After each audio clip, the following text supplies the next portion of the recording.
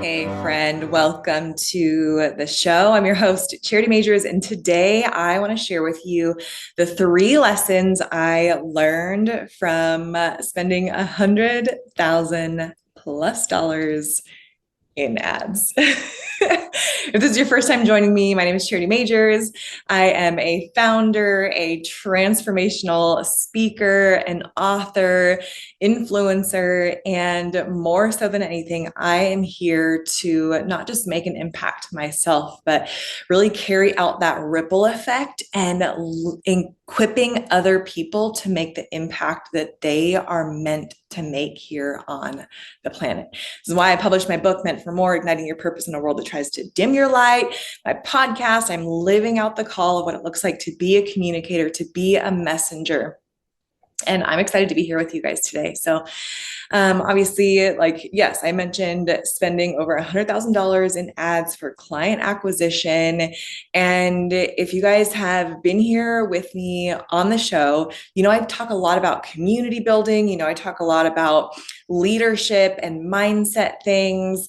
And there's actually a lot of things from my past, from behind the scenes, that actually is making all of this community building and speaking and influencing and standing on stages with Dean Graciosi and being hired by other incredible people to have their stages, to have my own stages, that has made this possible in the first place. And so I'm going to kind of condense some of the biggest lessons that I learned from spending over $100,000 in ads from client acquisition. Now, whether or not you want to spend ads, this isn't necessarily what the conversation is about. I'm going to give you some of the tips that I learned from that journey.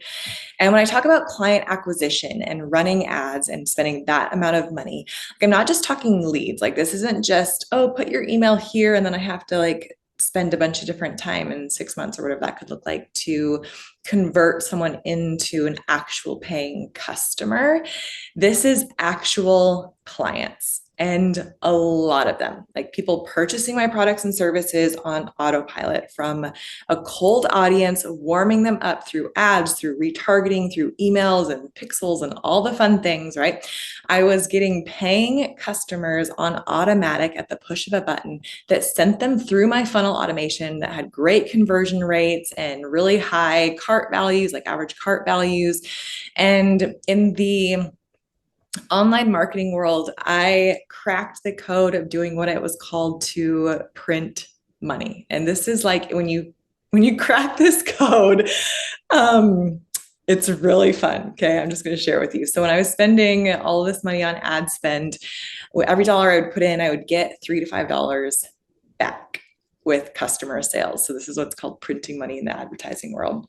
And it for sure makes business a whole lot more fun, client acquisition fun. You're not banging your head up against a wall, trying to fumble through creating content and all this stuff that never gets seen and maybe just get a handful of views or a few hundred views. And then it doesn't have to turn clients into customers. So this was a really, really fun time in my business a handful of years ago. But what it was really meant for me was actually the transforming of people's lives, which is one of the things that I'm here on the planet to do. I love to be, and I know this about myself now. And actually, when I figure this out about myself, it made a lot more sense. And then when people figure this out about me, it also allows them to make a lot more sense. But I'm what's called a catalyst. And so I come into people's lives or into whatever is going on when they kind of get into my orbit and things shift and things change. And all of a sudden they're like, whoa, what's going on? And some people can kind of handle that shift and change. I catalyze something and I ignite something in them. And so when you get into my orbit, you actually don't get to stay the same. And so some people are comfortable with that and they're ready to take the rocket ship. And some people are oh, this is uncomfortable. I'm out of my comfort zone and I'm getting triggered and all the things. And so they leave. Right. So once I understood this about myself, and it made a lot more sense with how things were. And then obviously when other people understood this about me, then they're oh, that makes sense. Okay. I went through a lot of things came up and I went through rapid transformation when I got into your orbit. So I want to share kind of the behind the scenes of some of the lessons that I learned during this time period when I was doing this. And for me, it was really about the transforming lives. Like it wasn't the printing money and the ads and the conversion rates and all that stuff, like, which is good. Like we need to know those things when it comes to business, and we need to understand those things when it comes to business. But it was about the call of my life to transform lives and to transform people's lives for the better.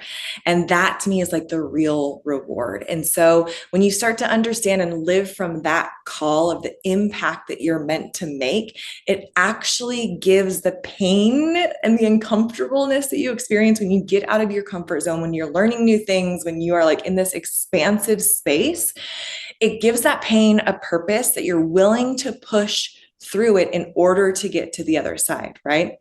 And I want to share with you, like, it wasn't always like this, right? Like when I think about that, I have had the opportunity to transform thousands of people's lives all around the world and stand on stages all around the world and impact them for the better. I am like flabbergasted because I'm like, gosh, like I know that's a dream on my heart, but I still like there's still something in me that's like me, like the girl that hid in the back of the room that was so afraid to use her voice, like the one that at one point I had 87 cents in my bank account. And the one that was so afraid, I was so afraid of rejection. I was buried under the weight of people pleasing. I was so stuck in perfectionism that I never moved forward. I was just getting ready to get ready, to get ready, to get ready, to get ready, to get ready before I ever even did anything because it was never good enough. And so looking back, like where I am now with this amazing company that is creating community, and I have the opportunity to speak and equip with leaders and speak to leaders, and we have even more exciting things on the horizon, which is I'll share with you in just a little bit. But I am like so humbled that little old me gets the opportunity to do this.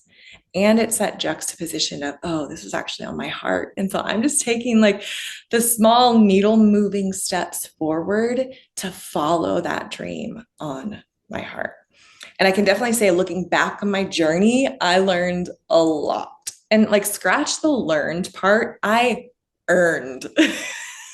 I earned the lessons that I learned with blood and sweat and tears and taking big freaking scary risks and making big investments to bet on myself and to like be open to feedback and to realize that I don't have it all figured out. I remember this one time I just kept hitting this wall and kept hitting this wall and kept hitting this wall. And I was telling my husband, I was like, I feel like I'm trying to build a house without blueprints.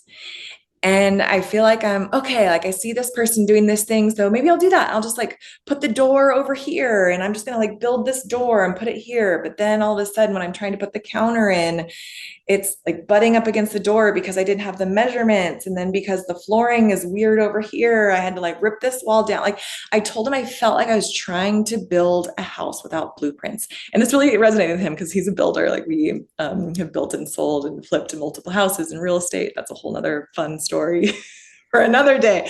But anyways, so he understood this concept of what it looks like to be so frustrated that you build something and you have to like tear it down because you don't have a blueprint. And so if this is where you are at, I really, really want you to pay attention because the lessons that I learned from this experience, I'm going to share with you. And these are some of my 3 most important ones that I didn't just learn, I earned them. Like they are ingrained in my very being and every cell of my body. And I want you to be able to, I want to pass them on to you in hopes that they will help you in your journey towards making a major impact. So lesson number one is you want to build the thing that you're building based on your zone of genius. Then surround yourself with people who are better at the things it takes to run that thing so that you can stay in your zone of genius. Okay. I remember when I was launching, I had a viral challenge. It's called the 14 Days to Unshakable Confidence Challenge. If you want to check it out, you can go to getunshakableconfidence.com. And this went all around the world, like took off like hotcakes, like had that hockey stick growth that we all desire so much. And I remember when I was building this thing out, and it's a really great challenge. You can still take it. It's now on Evergreen. And I had built this thing because I love to speak and to teach and to equip and to draw the potential out of others. And so I used to run this thing. I ran it for a year live every single month for 14 days. I'd run this challenge, and then we'd run the ads and bring people in, and run the challenge and run people in and bring them up through my funnel and client ascension and all that fun, nerdy business and digital marketing stuff, right? And it was great. And so I was building this thing.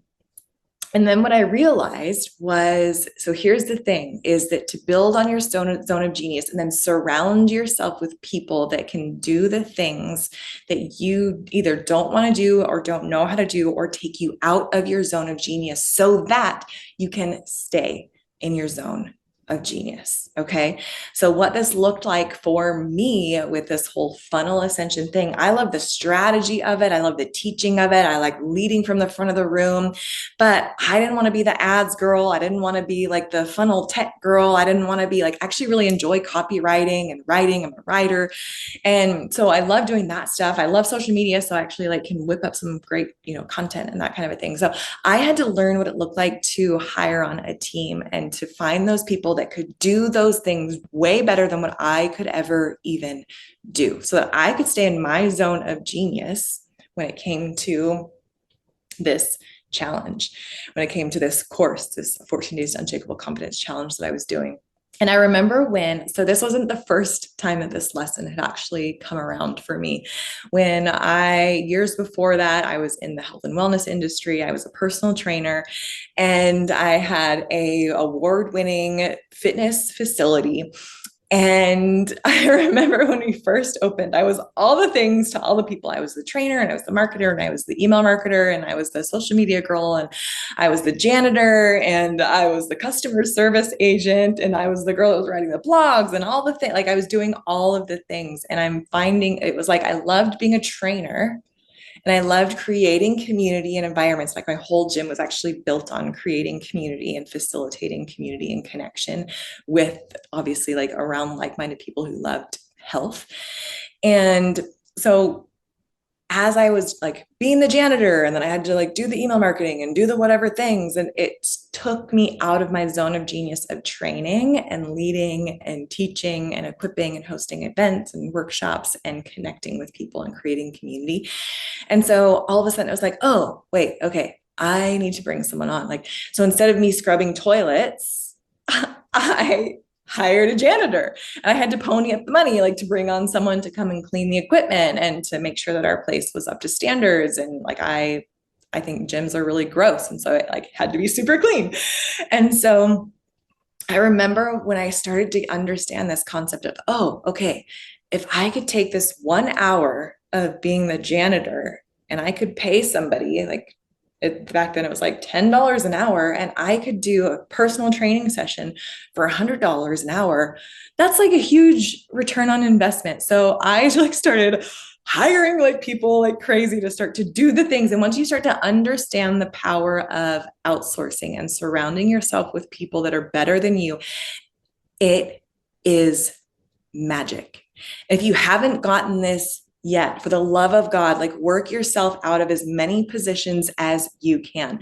And I'm still working myself out of positions, whether it is through automation, whether it's through apps, whether it is through bringing on team members, whether it is through equipping other leaders and like giving them the responsibility, equipping them and giving them the responsibility to take things and run with them and make really powerful decisions as well. Like, here's the thing, is that that's where the magic lies. Like, you are not meant to do it all. You are not meant to do it alone. And when you can understand this concept, it's going to be huge. Okay. So build your thing based on your zone of genius, and then surround yourself with people who are better than you. Like, if you find the funnel person or the strategy person or the tech person or the email, like the whatever it is, they're going to be better than you. So let them be better than you, because your half crap, whatever it is that you're doing, is not going to be as good. I'm sorry. It just is not. So let them do their thing while you do your thing, so that you can stay in your zone of genius. do all that you can to, what Socrates says is, know thyself and know what you're here on the planet to do, and then do that. Not what anybody else says you should do, not what the girl on the Instagram says, like what she's doing. All of a sudden you should be doing that because she looks like she's being successful. Like, don't do that. Like, know thyself, know your gifts, know what you are called to do here, and then outsource the rest and surround yourself with people that can do it better than you. Okay. Don't get stuck in the how do I do this? Find the who instead of the how. Find someone else that can do it for you and help you do it faster and better. Okay. So this will shave off years, like literally years of feeling like you're pushing a boulder uphill when it comes to your business. Next is number 2 secret that I learned, that lesson that I earned from over 100,000 ad spend, building an amazing funnel and all the fun things with a viral challenge, was the next one was what separates successful people from the dreamers is the speed of implementation. I'm going to say that again. What separates successful people from the dreamers, or from those that are not as successful, is the speed of implementation. The faster that you can launch something and tweak it along the way, adjust as you go, get feedback as you go, and make it better, the better. Okay. So when it came to my funnel, like I didn't always have these huge conversion rates. I had a 33% conversion rate, which is huge in the conversion rate world. A lot of times people are trying to get leads for like less than 10% conversion. They're happy if they have like 1% conversion rate. I was getting customers. Okay. So here's the thing is that, which like, that's another conversation for another day, but getting to that rate took multiple, and I mean like dozens and dozens of little tweaks and improvements along the way. And then all of a sudden you hit that thing and it's like, yes, I got it. Like that's the, like, here we go. And here's the hockey stick growth, right? But you have to be willing to stick with it long enough. You have to be willing to stick with something long enough. You are going to be bored with it before your audience is ever bored with it. So you have to be willing to stick with something long enough in order and to make the improvements and the tweaks along the way. If you're not getting market feedback, that like if you're getting crickets as your market feedback, you might have an amazing, amazing idea, but it's not met with that market yes. And so you have to adjust along the way. All of a sudden, okay, if you have this idea and then you're met with a big market yes, you know that you have something because it's a two-way street, right? So again, it took multiple improvements along the way to get this number. Like Business and Bubbly, we're still 3 years into this journey and it has taken off like a rocket. And it was because, yes, it was my idea and this great concept of networking and connection. We just like zhuzhed it up a little bit, right? And so I wasn't like reinventing the wheel, but I was staying within my zone of genius of leadership, of community, of speaking, of equipping, bringing women together. And all of a sudden it was met with this big market yes. And so that's why we have grown so exponentially, which is really, really exciting. Right. And we're still tweaking things and improving things along the way. We're still doing that. So don't think that we have arrived. I have not arrived by any means. And we're still improving. We're still tweaking things. We always want feedback from our customers. We always want feedback from our members. We always want feedback from our clients. We always want feedback from our audience because we want it to be met with that market yes, right? So here's the thing is like, you can't be afraid to fail. You can't be afraid to put something out there messy. I had to get over my perfectionism. I had to put things out there. Done is better than perfect. I had to learn what it looked like to be a bad podcaster and to be a bad interviewer before I got good and before I got to learn to like listen and really draw things, like draw the gold out of conversations. I had to be bad at business before I was good at business. I had to be bad at writing before I was good at writing. All of these things are really, really important. So don't be afraid to put something out there messy and don't be afraid to fail forward. Improve things along the way. Quit waiting to figure everything out before you actually take action. And here's another thing. I actually want to really address this because I see this a lot in the entrepreneurial world and I've totally been there as well. There's a time and place for like the fun, the fluffy, the dreaming, the rah, rah, woohoo, like let's like shake our booties, like, and like that type of thing events. Like there are times and places for that. And then there are also times and places to get to work.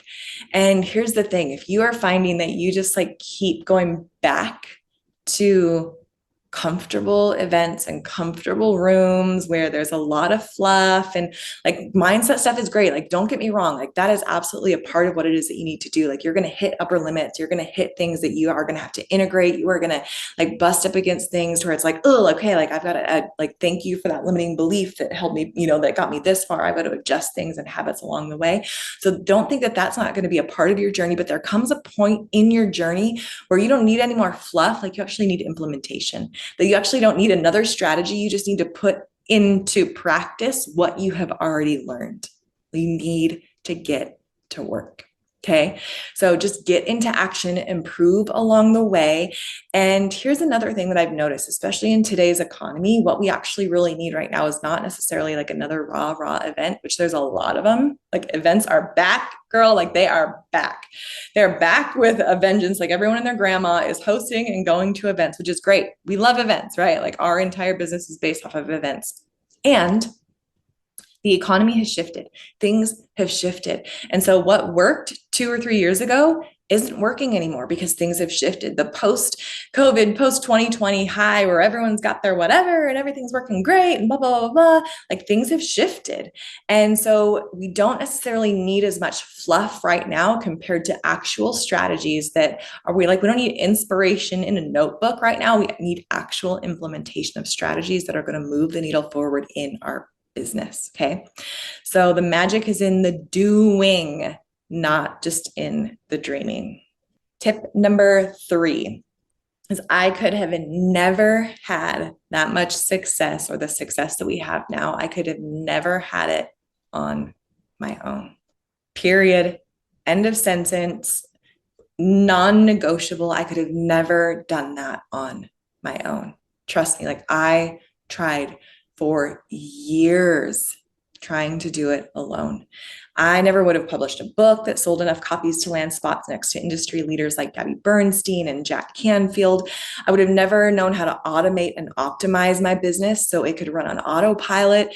I would have never had the opportunity to share the spotlight and stages with leaders and influencers like Amy Purdy, with Dean Graciosi, with Kristen Lori Harder. I would have never gotten to those spaces without mentorship, without equipping myself with growing and expanding myself, without the support of community, and without being able to receive feedback, which takes humility. It takes okay, I'm done trying to figure this out on my own muscle, and I'm willing and ready to receive muscle. I had to have help, like in a good way. And here's the thing, is that we're not meant to be this independent, go at it alone. Like, I don't need anybody. I actually like this whole independence, like boss babe, like strive to do it. Like, I need to be on my own. Like, unsubscribe from that. Like, we are not meant to do it alone. We are better together. We aren't meant for independence. We aren't meant for codependence. We are meant for what's called interdependence. So that means that, okay, I'm not needy for you, but I recognize the need that I have of my heart, of my soul, to be in community, to be in connection, to receive feedback, to give feedback. This is all a part of a healthy community and healthy culture and healthy interdependence when it comes to our human experience, right? And so I had to have help in a good way, like understanding what's called your upper limits. If you've ever read the book, The Big Leap, the author talks about these things that are called your upper limits. A lot of people, they talk about your limiting beliefs. Like, this is when you feel like you keep hitting a ceiling, or you feel all of a sudden you're going to take a risk and then you hit this upper limit of what it is that you believe or what you can handle, or blah, blah, blah, blah. And all of a sudden you like shrink back down and you play small again and you come back to where it is that you're comfortable. So what we actually have to do is increase your risk of tolerance to blow through those upper limits and create new standards of upper limits, so that next time you are standing on the floor of what used to be your ceiling, you're now standing on the floor of that as an upper limit, and now it's your lower limit, and that's not like par for the course, and that's your bar none, right? And so that takes some of the work and some of the integration. So we definitely want to make sure that we're doing that, but it's not done without being in community. It just isn't. And what I've learned is that when I am in, whether it's different masterminds or mentorship communities or leading my own, like what is the most beautiful thing that I see, and I've experienced this as well, is that when we are in that context of community, we are willing to take bigger risks. If we're trying to do it alone, we hit those upper limits. We don't take as big of risks. We tend to play small. We hit that upper limit over and over and over and over again. And it's almost that, like, you don't know better until you know better, and then you can do better. And you don't sometimes, like, some of that stuff, it's not going to be found on Google. Like, stop being the Google queen. If you want the faster, like the quicker route and the mistakes that other people have made, like to learn the lessons from what they have made, like these lessons that I'm sharing with you, then you've got to get in community. Okay. Like, I would have never understood what it looked like to take as big of a risk of spending $100,000 on ads, right? That wasn't even that coaching and that mentorship program and the person running my ads and what it took to run the business and paying myself and all of this stuff. Like, that was just the ad spend. Okay. So I didn't get to that place where I all of a sudden was like, yeah, like $100,000 in Facebook ads. Like, let's do it. Like, I had to increase my risk of tolerance for that. I had to be willing to, like, right, first it started with $10 and it was like, oh, okay, like $10 a day. And here we go. And oh my gosh, what's this going to return? And then I had to like get comfortable with that. It's almost like when you go to the gym. And for me, being a personal trainer, I have a lot of analogies like that really makes sense. And it's almost like when you go to the gym and all of a sudden you pick up like the 10-pound weights, and they're heavy at first and you're like struggling and you can't even really do it. And all of a sudden, like, you get stronger because you've been lifting that weight. And all of a sudden you're like, oh, okay, like, I guess I could just pick up the 20-pound weights now. And you start to do that. And it's a little messy and it's a little harder, but then you build up this tolerance. You build up this, like, you have expanded your upper limit when it comes to the weight that you can carry, the strength that you now have inside, that has increased. And that is the entire point of being in community, is so that all of a sudden they're like, like you don't get to stay with those 10-pound weights, girl. Like, you're going to pick up the 20-pound weights, or you don't get to stay, like, right, like, pick up the 100-pound weights.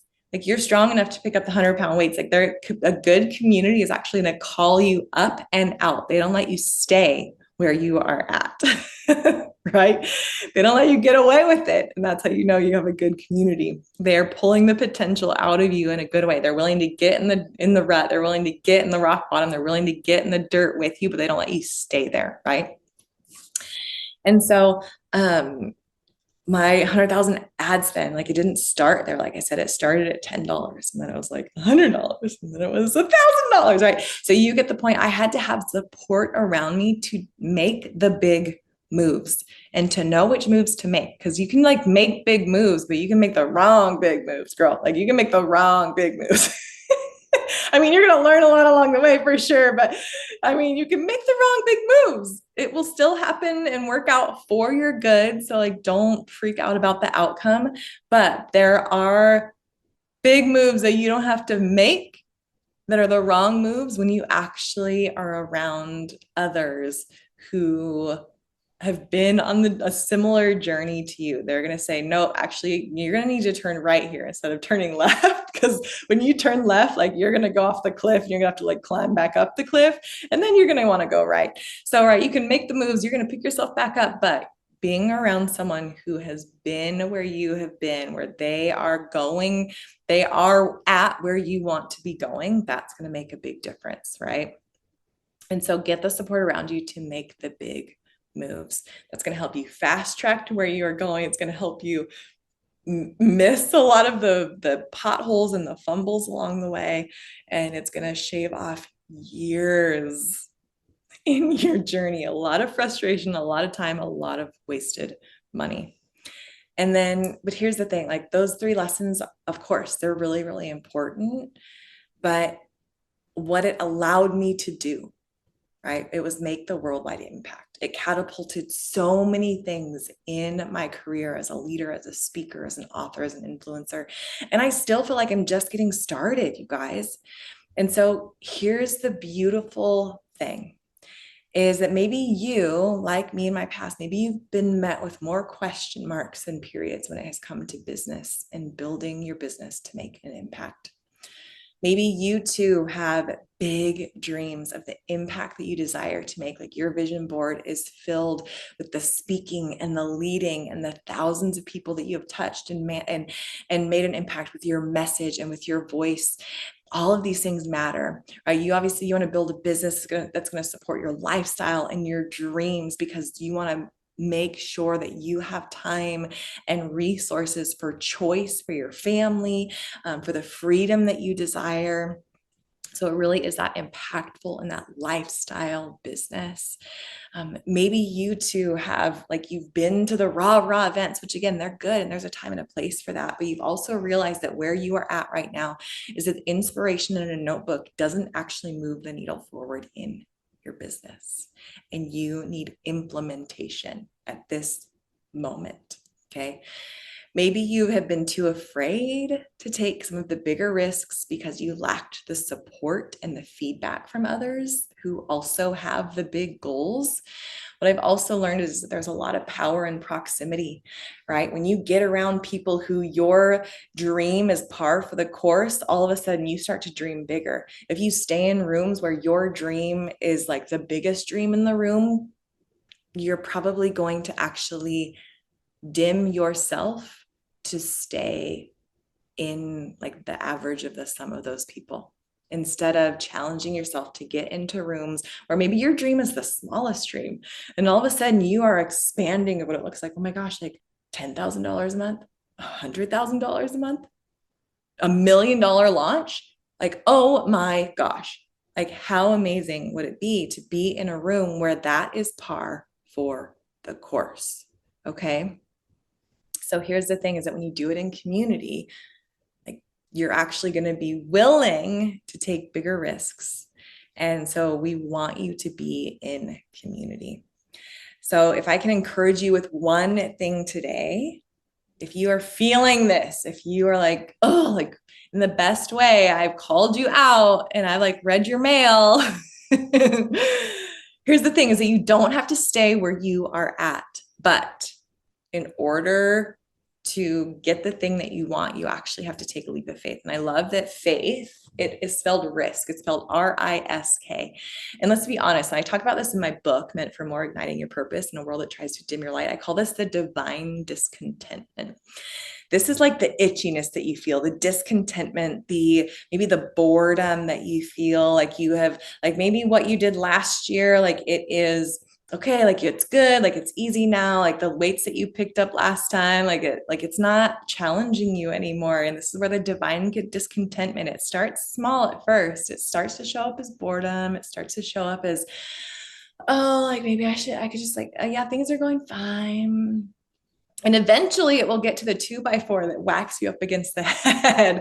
If there's anything that I've learned, it's to now recognize the divine discontentment and to actually do something about it before it becomes the 2x4 to the head, right? So here's my challenge. If you're feeling that nudge, if you're feeling that divine discontentment, that you're being called to more, that you're being invited into this space of expansion, that you are like, okay, like where I'm at now, maybe at like my default or what would be safe is to go to the fluffy event where I'm just gonna like, yay, I'm gonna like see my girls and I'm gonna like have some inspiration, and which are good. Again, like we do some of those.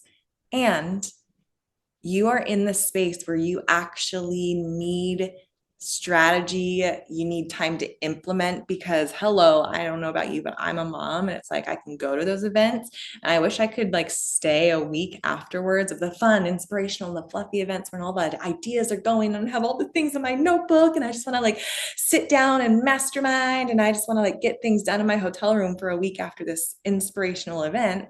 But if that's you, we're going to take the inspiration, we're actually going to implement it in our Business and Bubbly Mastermind. We've actually shifted this year. We're not doing our annual conference. We are doing a business accelerator. We are doing a mastermind where it is literally strategy and how to, and then do. Strategy, do. Strategy, do. Because here's the really fun thing, is that we actually retain over 80% of what it is that we learn when we immediately put it into action. So this isn't just learning about something and putting it in your notebook, and then like flying back home and going back to your regular routine. And then all of a sudden the inspiration, all those great ideas just get put right back in your shelf. And then you maybe implement them in 6 months. Like this is no, you're going to learn about it. You're going to sit down with your computer and you're going to be writing the email sequence, and you're going to be sitting on the computer and we're going to be brainstorming your lead gen and your client acquisition and your funnel ascension and all of these things that will make your business automatic, that will, we're going to get recommendations for like the assistance that you need to outsource, all of that stuff. Like all of this is happening so that by the time we are done with our mastermind, you have a tangible asset for your business that will actually move the needle forward instead of just a notebook. Okay. Is this making sense? So if you want to join us, doors are officially open. It's happening September 14th in Palm Springs. This is our Business and Bubbly Mastermind. It is a full day immersion.